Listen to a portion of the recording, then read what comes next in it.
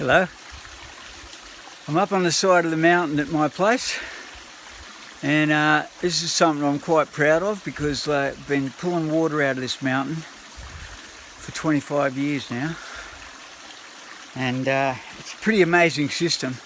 I just wanted to show it to you and keep a record of it for myself. We've just had these major landslips, and that great flood of 22 has come and gone, and there's been a bit of chaos here on the mountain, but it pulled my water line out after 20 something years, and it needed a bit of resurrection. Now, I was a bit worried that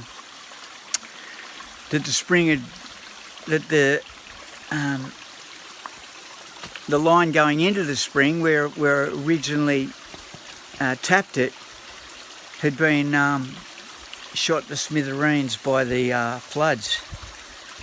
But lo and behold, when I finally climbed the mountain, when things settled down again, I found that the spring was still going, and it's a great thing. I just wanted to show it to you because here we are. It's just running down the mountain there. There's a road down the bottom, right down the bottom is the road. But this is awesome. That's fresh spring water there, coming straight out of this mountain. It's a bit chaotic now because there's been a massive landslip up here. But years ago, I think it was 1998 or 1999, the old track up here, I decided to make a road. And I got Dave Bashforth up here to doze the road. Now this is the sort of remains of the road. I'm just going to climb up and give you a bit of a close look here. Oh, a bit sus. I don't want to fall down the mountain.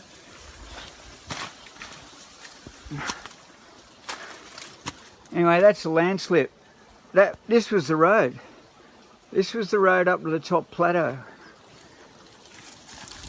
And as you can see now, it's no longer a road. There's the water. And years ago, when Dave Bashforth and I came up here,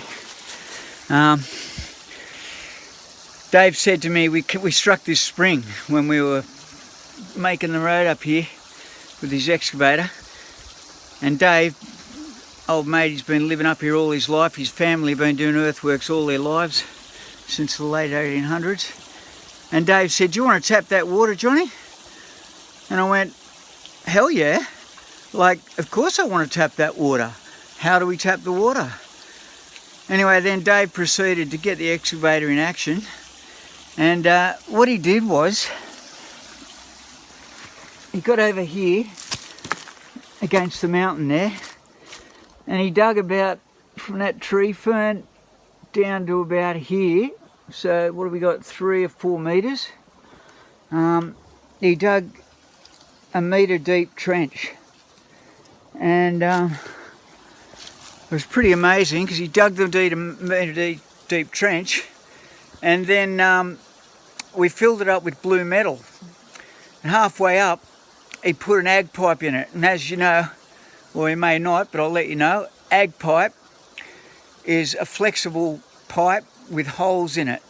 So when you lay it in the middle of blue metal or rubble, it keeps all the dirt and the silt out of the pipe, but the water seeps through the blue metal and the cobble and ends up in the pipe. And so that's what he did. And he laid that pipe along there, and he sleeved it under the road here.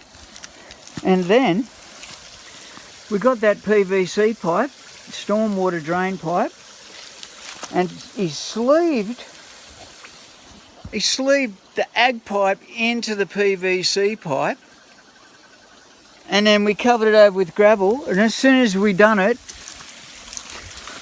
that water started pissing out and just started pouring out and pouring out and pouring out.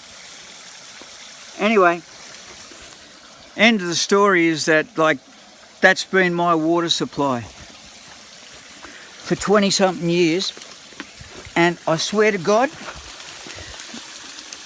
it's a bit dangerous up here, I'm just taking it easy. Swear to God, it's never stopped running. When a wet season's on, it just pours even stronger than this. And then when the dry season, it goes down a little bit more to a trickle, but it keeps flowing. And in all those 20 something years, I think it's 22 years, let's say 22, 23 years, in all that time, that water has kept flowing out of some hidden reservoir in this mountain. Now that's amazing. That is beautiful, pure spring water.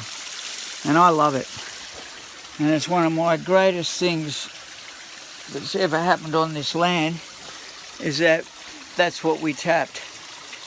Anyway, I've come up here with all this stuff because I've got to tap it again. I've got to re-hook it up so that the water ends up going back into our tanks, which survived the landslip. The landslip went right past the tanks but didn't take them out. And unbelievably, the landslip happened right across here to the left. There's trees and shit everywhere, as you can see. And down here, this is all somehow intact. The landslip dropped all over this road, but the pipe bringing the water out of the mountain stayed where it was. Now that's brilliant. Anyway, final step is I've got this little contraption here, and we got 100mm sewer pipe going down into a reducer, reducing down right down to 3/4 inch poly pipe. And I've put butyl tape on it, like waterproof tape and silicone tape, to hold all the joints together, because there's so much pressure it just pushes it hard. Anyway, this end here is going to go up on that end there, and the water's going to flow straight down there and go all the way to my tanks. So I'm a happy guy, and this was a bit of a setback after the floods, but today I should have the running water back to the house, so it's pretty damn fine. I just wanted to show you that because I love this spring water, and it's always been one of the great highlights of this property. So anyway, going to hook it up. I can't film it because I need two hands, but I'm going to hook it up, and I'm going to have water back to the house in no time at all. Hot showers tonight. See you later.